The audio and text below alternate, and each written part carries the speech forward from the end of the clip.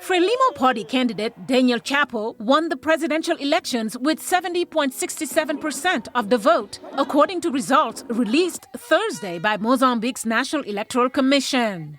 Independent candidate Venancio Mondlane finished second with 20%. The candidate for Frelimo, Mozambique's traditional main opposition party, won less than 6% of the vote. The result cements the power that the ruling Frelimo party has held since Mozambique won independence nearly 50 years ago.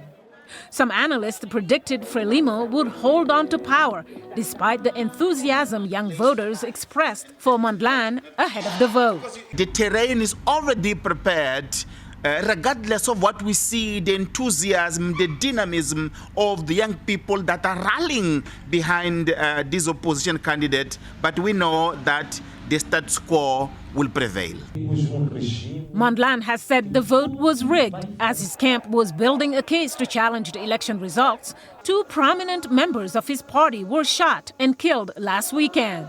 While some say the shootings were politically motivated, current President Filipe Nyusi, who condemned the killings, warned against jumping to conclusions.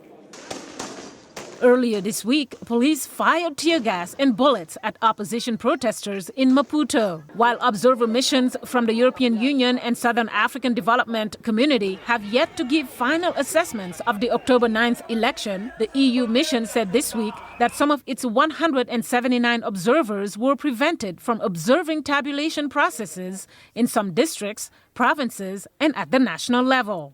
But some analysts say the political rise of relatively young candidates like 47-year-old Chapo and 50-year-old Mondlane is still a good development for Mozambique. The youth have arrived in Mozambique, and I think that that's a good thing for Africa. And this is the first time that we see a turnover from the liberationist group in Mozambique. And so this is good. I hope that they bring youthful energy and they focus on the issues that are important to young Mozambicans. Kweku Nwama says those included poverty and insecurity issues in the northeast, where the government is battling insurgents in the gas and oil-rich Cabo Delgado province. What's going to happen in Cabo Delgado?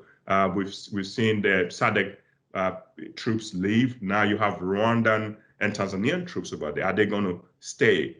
In terms of poverty, what's the plan ahead? The World Bank shows that Mozambique's real poverty numbers around like 62%. People need jobs. People need to have some promise, some help from the state. Meanwhile, runner-up candidate Mondlane has called for 2 days of national standstill and peaceful protest. A spokesperson for the U.S. State Department called on Mozambicans to reject violence and to use peaceful means to pursue electoral grievances. Mariama Diallo, VOA News, Nairobi.